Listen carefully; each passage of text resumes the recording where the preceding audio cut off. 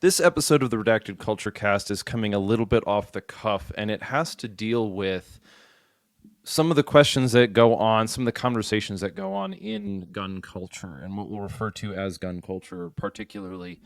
And it also includes a little bit of a diagnosis, and particularly in the sense of I've been around here for a while and I've seen these things develop for a while, and I want to be able to pass on something to younger shooters and younger people that they can, or even just people newer to the industry and newer to the culture, that'll help them navigate some of the pitfalls that tend to waste your time, effort, energy, and ultimately money and life as well. And it can sound like it's a little jaded, and it can come across in a little bit more like this should be a live stream. But here we are. I'm recording this episode, and I want to help you out. So let's begin. There are certain types of arguments that are had in gun culture that really should or need to go away. They need to go away, they need to die, they need to be left behind, or they need to be rehashed out. And it's some of them are kind of like the arguments between or about communism. You'll never actually be done arguing because the wickedness that is communism will come back generation after generation after generation. It's not a virus that you can stamp out, it's just a returning human problem that has to be dealt with, maybe not in every generation, but continuously. You will never be done working to close that door, because the basis of that idea is not rooted in a mental faculty or an argument. It's based in human depravity. And so perhaps the idea of competition shooting versus shooting in real life is one of those that has to in every person's development, take time to be addressed, recognize the fallacy for what it is, and then move on. And this is how it goes. So there seems to be this unwritten hierarchy or hierarchy of sorts within gun culture, and that is who can shoot better. And it's a very odd kind of argument that might happen between personalities on social media, and it might happen between individuals in their own rooms. And the silly thing about it is that there are pretty straightforward ways to figure out who is better at which. And that is to either develop a competition that they are going to agree on, and if they don't, then recognize that whatever they're competing on is just so completely different, and it doesn't lead to a conclusion. It just leads to an emptiness. And what I mean by this is, you can measure that one person is either more accurate than the other objectively by making them shoot at a target and see whose shot group is tighter, or you can see who's faster at a certain set of skills, and you can stage all this material. You can do all of that, but ultimately you can't exactly win some argument of who's a better shooter if your requirements for what it is that makes a person a better shooter are either arbitrary or stupid to begin with. And so this idea that is presented is something like, well, competition isn't real life. Exactly, my man. That's why it's called competition, not war. If you haven't figured that out, maybe this industry isn't for you. And so maybe this culture, maybe this community isn't for you if the simple idea that a competition stage is not real life, if that is a eureka moment for you and you've been around for 10 years, then maybe this industry isn't for you. Maybe you should take up something that's less demanding of your intelligence. And I know that sounds extremely crass and it sounds extremely rude. And then I realized that if I look back in my history, maybe 10 years ago, I was thinking some of the similar questions like, well, should I learn to shoot competitively? Is it going to make me a better shooter? I had recently gotten out of the military. I'd left Ranger Battalion, and I very quickly learned in my first competition that I was not as good as I thought I was. And so the lesson learned there, the reality that we live in, the concern that we're faced with is the sort of odd philosophical conversation over whether or not competition shooting is accurate or like real life ultimately reveals that you're wasting your time dealing with a question that, or maybe you're not even wasting it, you're answering a question that answers itself in simple practice. So what do I mean by that? Competition shooting is simply, when done properly, is taking a single set of skills or a single set of techniques and turning them into a skill and learning to do it quickly and accurately. And there are nuances involved. There are nuances in differences between USPSA and IDPA and 3-gun and PRS and ELR and all these different types of competition shooting. But if you're not familiar enough with the skill, with the sport, to understand where those nuances and what might be realistic and what is sort of not realistic, like the 180 rule in USPSA, or something like the how it takes 2 shots, what the scoring factor or the hit factor is like, what the hit factor works like in USPSA, or how you have to 2 shots to neutralize for 3-gun. If these kind of nuances and the reflections on them to, say, a real life event, a real life violent event, if you're not aware of those nuances and why they exist and how they are there, then you probably shouldn't be arguing over whether or not competition is realistic or not. It's just what I'm saying is, go shoot more and then have an argument on it if you're going to really waste somebody's time with it. Because I don't think most of us who have engaged in competition shooting are particularly looking for the stage setup to replicate a potential shooting that we're going to be in, or we're not even trying to develop tactics or develop strategy or develop even that scale of our abilities. Rather, we're shooting competition because we want to get better at specifically shooting, which leads to the bigger problem and one of the bigger challenges that I think is affecting gun culture as a whole. And that is that we are using multiple different distractions, or maybe even temporary solutions, to try to deal with much, much longer problems. And I'll use this as an example. If you want to get a chuckle, you want to get you want to laugh a little bit about what people have to say about one another, look at how many times it gets referenced things like, if you're not fit, you're going to die. Or if you don't have X, you're going to Y. If you don't, who cares what Gucci gear you have? You're not going to make it because you're out of shape. And while these phrases are true, and I think that they really do positively affect a certain specific audience, there's an entire other group of people that it just goes right over your head. And it's not because that person is, say, dumb. It's rather because the argument isn't poignant to them. People don't necessarily buy gear simply because they think. I'll even tell a story too. But we don't only buy gear because we think it'll make us better at something, or because it'll get us access to the cool kids club, or because it'll make us look fly on the range, or because we can compare it to our friends' stuff and be like, haha, mine's better than yours. All of these things I've been guilty of doing before in the past. We oftentimes buy gear because it is the easiest way or the simplest way to provide a sense of progress. We don't have the same goals, or one of the challenges that the West is facing is that we are not allowed to have goals. Because if you have goals or aspirations, you're an evil, white, patriarchal, cisgender, whatever you want to call it, lunatic. And what we're dealing with on a national scale is demoralization on a level that has never been seen before, at least that I can think of. Actually, no, that's wrong. The Soviets and the Maoists did a pretty damn good job of it. But what we're dealing with, in a sense, is demoralization. And so in order to provide oneself a feeling of progress, because you're not moving forward maybe in work, or maybe you don't know which direction to go in competition shooting or whatever, you buy a piece of gear because you get to make your kit look better, and then that looks like progress. It looks like progress because, in a sense, it is. But it also is an assuagement of the guilt of not having a direction, or the feeling of not having a direction. Let me rephrase that.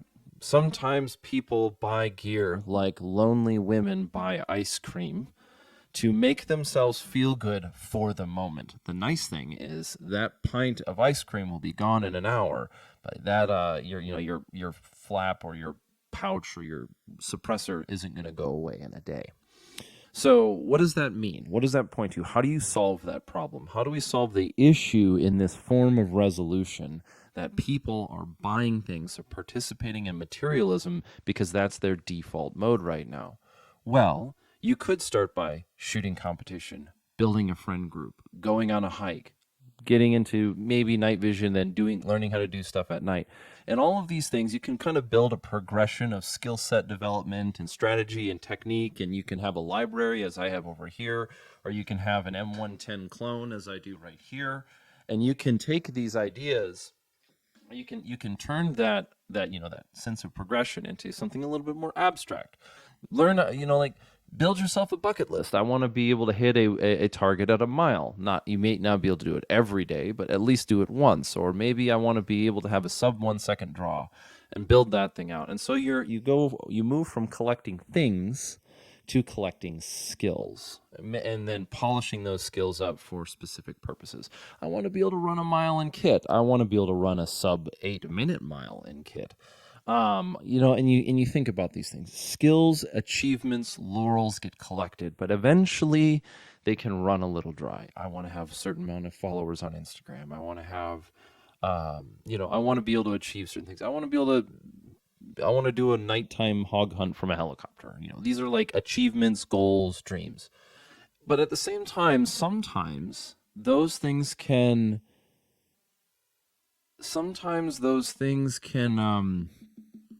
become like the gear we collect. They can become sort of accolades on a wall that lose their meaning because the pursuit of them has drained the hobby of its fun. And that, again, creates a crisis because, in a sense, you have to keep chasing the next thing and the next thing and the next thing. And then you wake up from the stupor and you kind of realize that it's not something that you want to keep doing forever. And now you're wondering what sacrifices you made along the way that cost you to where you are now. And these things can be very painful. This experience can be very painful when somebody looks at the last 10 years of their life and they say, look how much time I wasted pursuing frivolous hobbies that I'm never going to put into practice. And there you are. The demoralization has set in, and you've taken the track from new gun owner to competition shooter to tactically proficient to well-trained to well-equipped to night vision to having some people to spend time with to that friend group not holding together, and now you're alone in your office talking to a camera and you're writing a script about where you're going to go next. And this is an interesting place to be because it is addressing one of the fundamental root problems that we as gun culture are facing, or we as America are facing, or we as the West are facing, or we as a community are facing, is that all of our idols are turning to dust before our eyes, and we are not being given a way out short of absolute nihilism and the abyss and ruin and destruction and fear. And we look out and we start to see the world in a different light, and we start wondering if it really has to be this way, if the world has to go on where day after day we have illiterate buffoons running our government in organizations like the ATF, who, in all intents and purposes, probably can't pass a test for, like, they probably can't pass a breathing test. I mean, it's not hard to figure out. And you realize that the things that you pursue not for their very simple utility, but because there's something calling you there deeper. And that leads to why are we so interested in firearms and the right to bear arms? Why is it that we believe in these things? We pursue these hobbies, we have these interests, we have these values. Well, if you dig deep enough, and it's not even that hard to do, it doesn't take that amount of time, just maybe a little honesty, which people who support gun control genetically lack and therefore are worthy of persecution for their foolish ideas. Clip that any way you want. That's probably I'm sure there's some way that that could be kind of or denoted as negative or even perhaps prideful.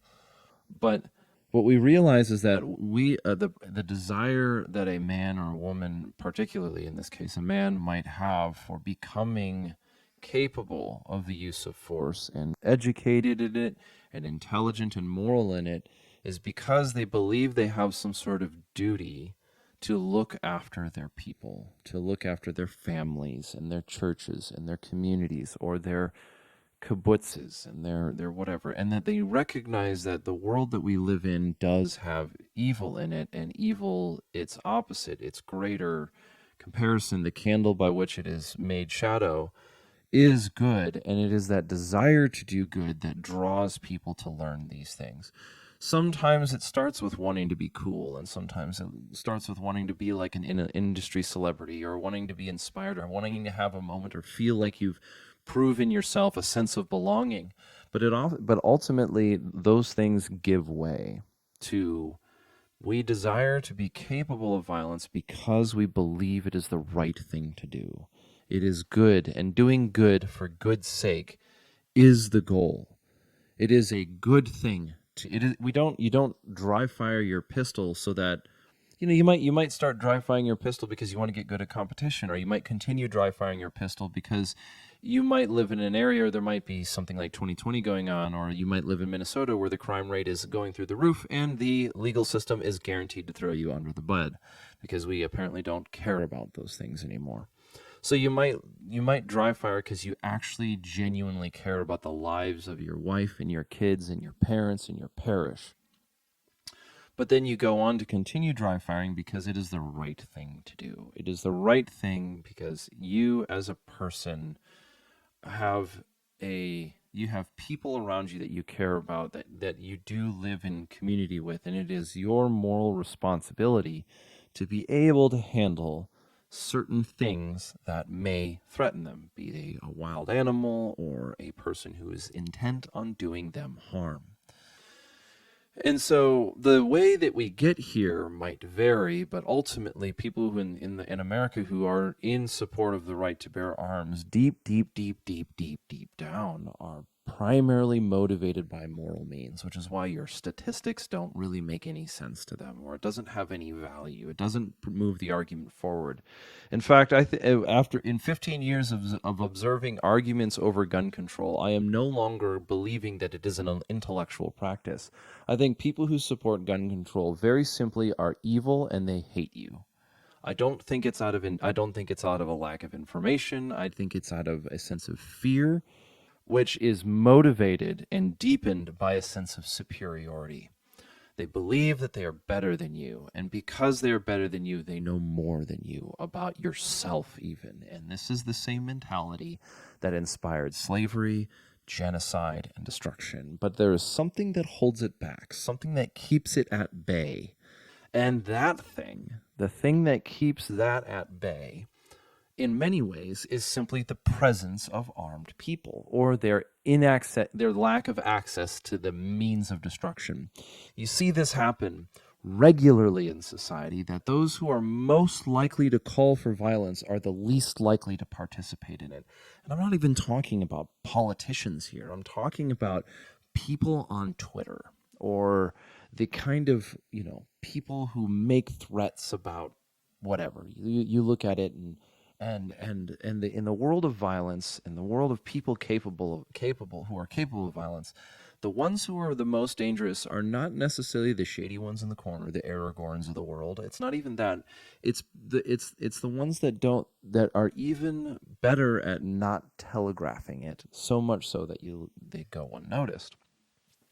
But this is why you see in special operations that people, we don't telegraph everything that we do. We don't make a pronouncement every time we're going to go do a night raid, or we don't We don't, this is why OPSEC is so important in a sense, because it is some people have to be told how to do OPSEC because they don't understand it. And maybe they're young, they're private, they're new, they don't understand the threats that are facing them.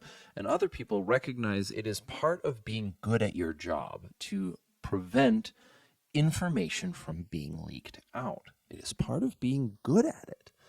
And the way that we understand violence in the world is very caricature-y, especially in the West, because most of our experiences with it are either in contained environments like MMA or boxing or whatever, or even in a competition match, but also because the way that we understand it is so cartoonish because we very, very rarely ever experience it. Take the number of veterans there are now. We've been at war for 20 years, or we were at war for 20 years in Afghanistan and Iraq. How many of those people were in gunfights? And of those people who were in gunfights, how many of them were in more than 3? The answer might surprise you. This also goes to look at even the way that our culture views violence and the way that we view it. Well, we, of course, abhor the idea of a school shooting, but we, like fools, completely export that responsibility to somebody else. This is kind of the humor of the public education system on how we think about violence, is it's always somebody else's responsibility. They're your kids, but it's the teacher's fault if they're weird, and they're your kids, but it's the government's fault if they get killed because you've been neglecting them for 10 years. They're your children, except for you're not responsible for teaching them, raising them, building them up to be strong men, wise women, encouraging people. No, they're your kids, but they're someone else's responsibility, which is super convenient for you because you get to complain when they don't turn out right.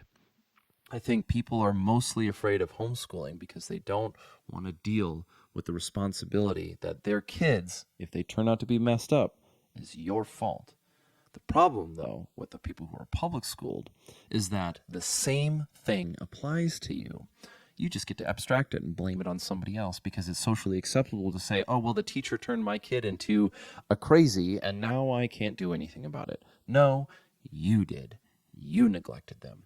It is your fault that you left your parish open to being attacked. It is your responsibility to take care of your family. It is your responsibility to look after what you do. It is your responsibility, your, in sense, mission to do what is good because it is good. And that means gathering intel and looking for information, trying to understand what is right and true and good, and pursue these things. Instead, though, you can buy a widget, make a post on social media, and leave it to somebody else to agree with you as if agreement was conviction. So, what does this mean going forward? In the world that we live in, the world that we live in the West, particularly in America, there is an active campaign to demoralize you. There are people who are doing things explicitly and intentionally to demoralize you. Now, does that mean everyone who participates in this scheme is guilty on the same level? No.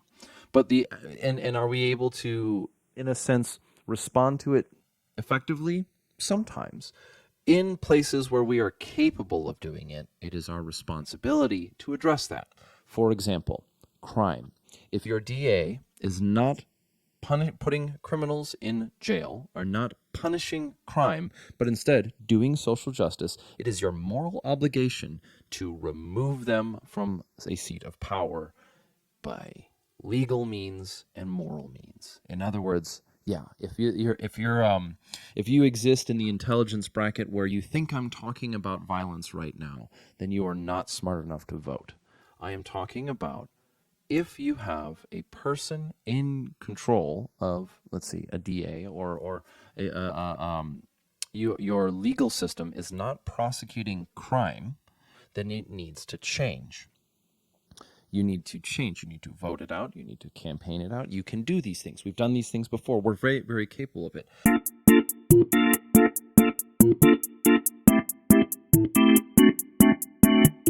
So the internet went out in the middle of that conversation, and there's no way to know how much of it was recorded or is still available. So we will conclude as best as possible, which is kind of which is exactly the point, is that we carry on. We carry on, and the point that I'm saying is, one of the hooks of demoralization that's being used against you is very simple. It's that they're requiring you to ask for permission, fully knowing they'll never give it to you. And this idea of doing what is right because you have permission is, in a sense, the fundamental lie, is that you can only do what is right when somebody gives you permission to do what is right. And that, unfortunately, is the form of demoralization which manifests in the perpetual childhoodness or childlikeness of so many people that we encounter, is that they live in this world where they only do what is right because they are given permission to do it. And we don't live there. That is not being free in this sense. And so, to conclude and to wrap this up, hopefully in a way that leaves you better off today, if you're going to train, train. If there's something that you want to do, some goal, rock climbing with night vision, or learning how to drive a Suron at night, or being able to figure something out, like learn how to skydive or go shooting or shoot competition or win a grandmaster, go do it. Go do it. Go pursue those things. Because if you spend all your time on the internet listening to people like me have to argue on whether or not competition shooting is good for your technique or not, then you're never going to get started to begin with. And ultimately, you might find yourself left behind, looking back with a bunch of well-formulated explanations on why you never did anything to begin with. And out here, and what I find frequently in my experiences, is that when I volunteer and I step out on a risk, I might get injured or burned or wounded from time to time, but the ultimate realization that I encounter is that we are better off together than we are alone. And that as this community, this culture continues to live on, we will continue to do so, encouraging one another. Surround yourself with people who can be happy for one another's success. Do not make friends with those who are their only contribution to this culture is that they hate everything and everything else is dumb, because none of us have time for them anymore. If you want to support the show, if you want to support Redacted here as we focus on some of the intellectual sides of gun culture, as well as talks on philosophy, violence, even some larger cultural issues, you can do that at redactedculture.locals.com. Or if you want to pick up some of our merch and support us there, you can find it at redactedllc.com. Every once in a while, I will submit an article to Recoil magazine or other publications, and so if you want to read about that, you know where to find Recoil mag. But that's just something to add to the table. I want to give them a shout out today because the lead editor, Ian Harrison, has always been a good man to me, and so I am thankful for that. That being the case, go forth and conquer.